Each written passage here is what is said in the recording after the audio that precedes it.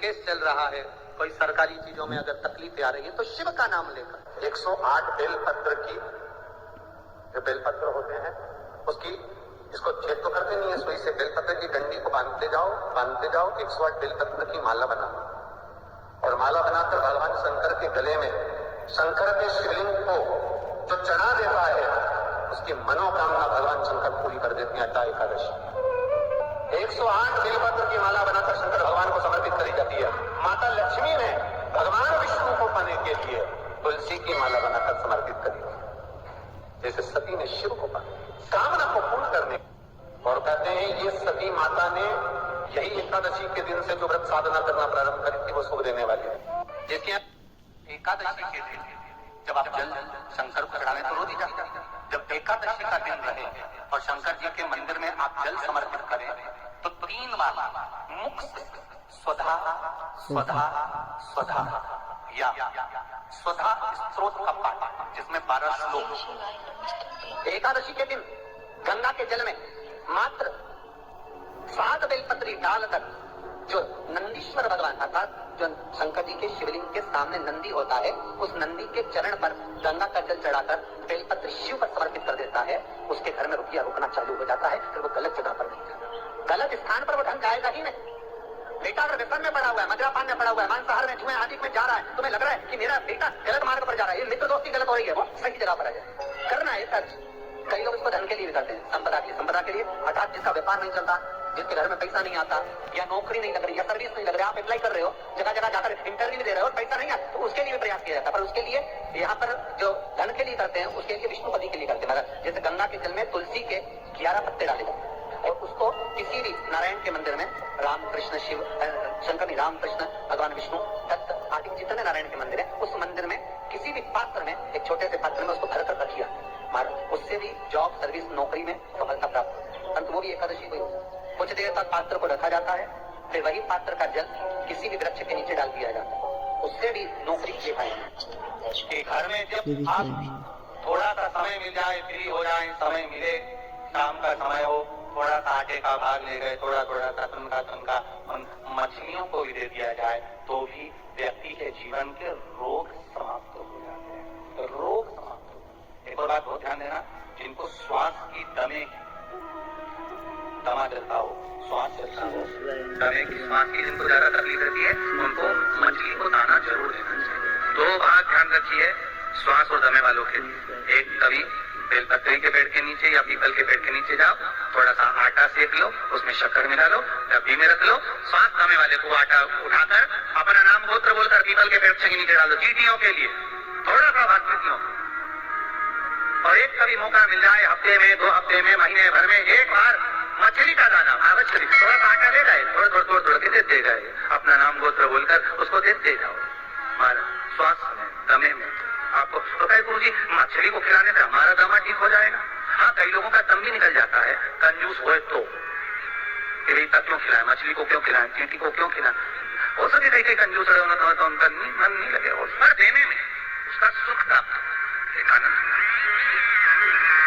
वो कहे एक बड़ा सुंदर लाइन है हमारे, भला किसी का कर ना सको तो बुरा किसी का मत करो। भाव व्यक्त करा, आप अच्छा करोगे अच्छा ही मिलेगा। कई रोग, कई बीमारी, कई कष्ट तो हमारे केवल इन सत्कर्म से, पुण्य से, हमारे कई रोग बीमारी इन पुण्यों से ही समाप्त हो जाए। 7 बेलपत्री डालकर जो नंदीश्वर भगवान अर्थात जो शंकर जी के शिवलिंग के सामने नंदी होता है उस नंदी के चरण पर गंगा का जल चढ़ाकर बेलपत्री शिव पर समर्पित कर देता है, उसके घर में रुपया रुकना चाहिए, गलत जगह पर नहीं जाता, गलत स्थान पर वो धन जाएगा ही नहीं। कभी जिंदगी में मौका मिले तो 5 दुर्गा, कितने दुर्गा? 8 में 5 दुर्गा, 1 बेलपत्र और तीनों पत्तियों पर लगा हुआ चंदन।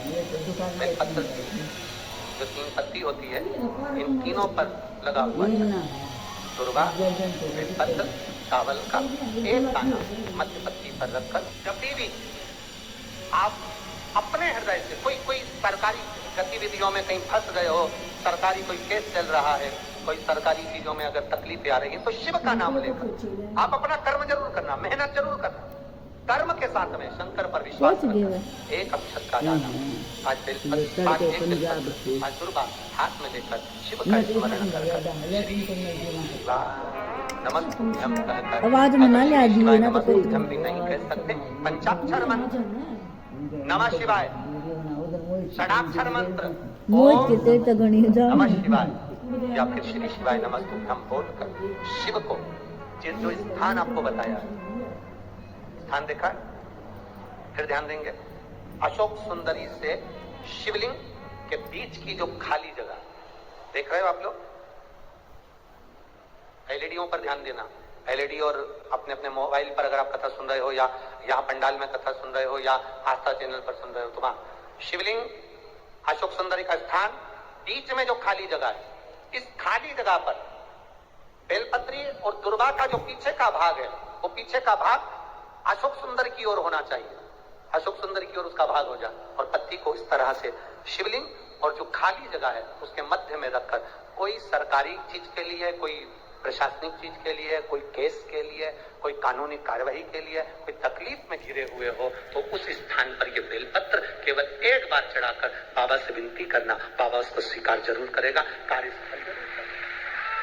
एक बेलपत्र शिव भक्ति के लिए, एक बेलपत्र के लिए जो नारी, जो पुरुष, कोई बेटी, कोई बेटा, जो नारी, जो पुरुष, संत, साधु, महात्मा, सन्यासी, त्यागी, बैरागी, कोई बालक, कोई बुजुर्ग, जब भी किसी व्रत को धारण करेगा, कोई भी व्रत हमने अपनी जिंदगी में उठा लिया, कोई व्रत धारण करेगा, तो शंकर भगवान कहते हैं उस व्रत को पूर्ण करने की शक्ति, बल पार्वती तुम और मैं, शिव और शक्ति दोनों प्रदान करेंगे।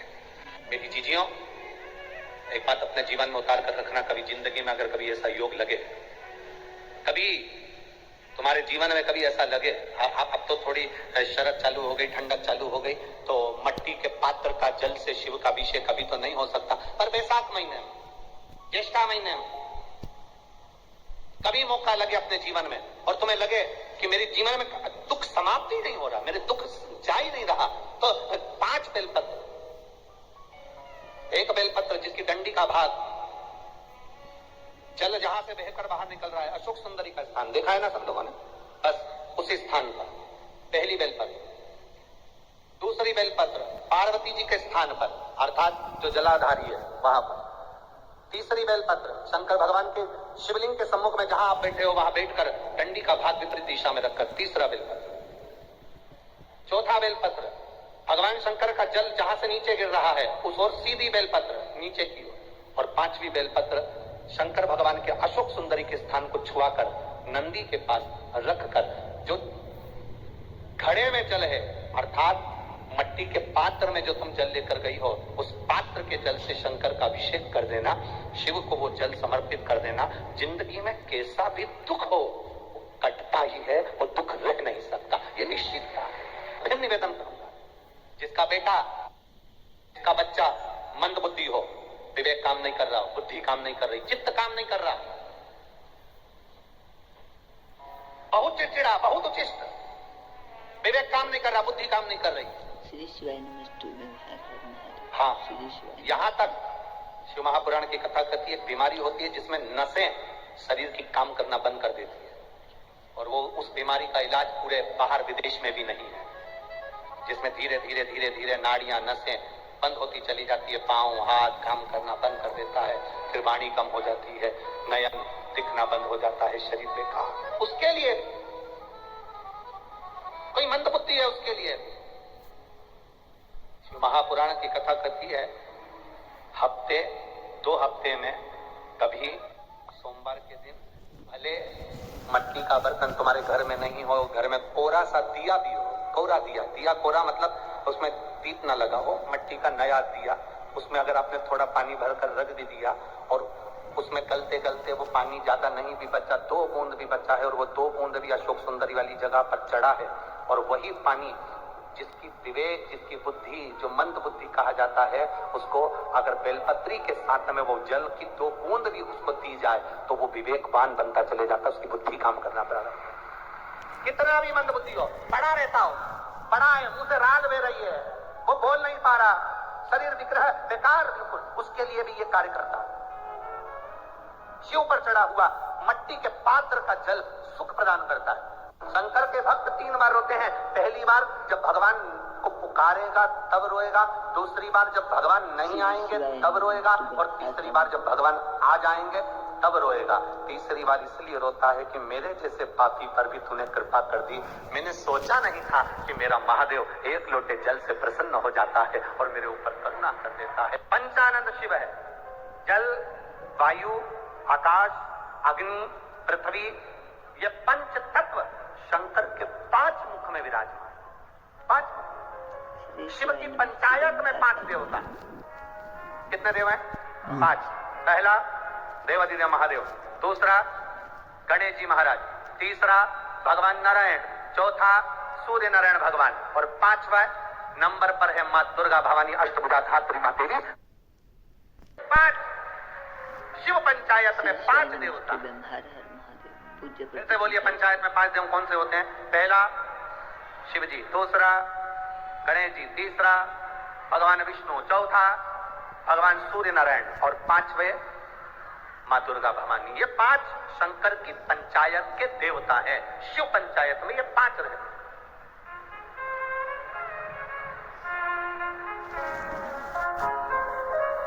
नागपुर में कथा कितने दिन की मिली? 5 दिन की। सावन में जब 5 सोमवार पड़े तो समझ लेना शंकर भगवान की बड़ी कृपा होने वाली है। 5 सोमवार मिल गए सावन के महीने में, मतलब शिव जो श्रावण के महीने में 1 लोटा जल चढ़ाने वाले हैं उनकी मनोकामना पूर्ण होती ही है। पंचानंद स्वरूप में 5 दिन में 5 स्वरूप में पंचायत में पंचानंद पंच भौतिकता का आनंद रखने वाले शिव तत्व की प्राप्ति का सुख है शिव महापुराण।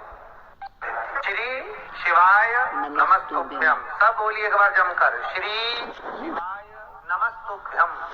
प्रैक्टिकल जरूर करना, कहीं सियोर वाला महाराज झूठ तो नहीं बोल रहा। शास्त्रों की बातें हमारे जीवन में हमें सुख प्रदान करें, इसलिए इस भाव का आनंद करते हुए आज की कथा को विराम देते हैं।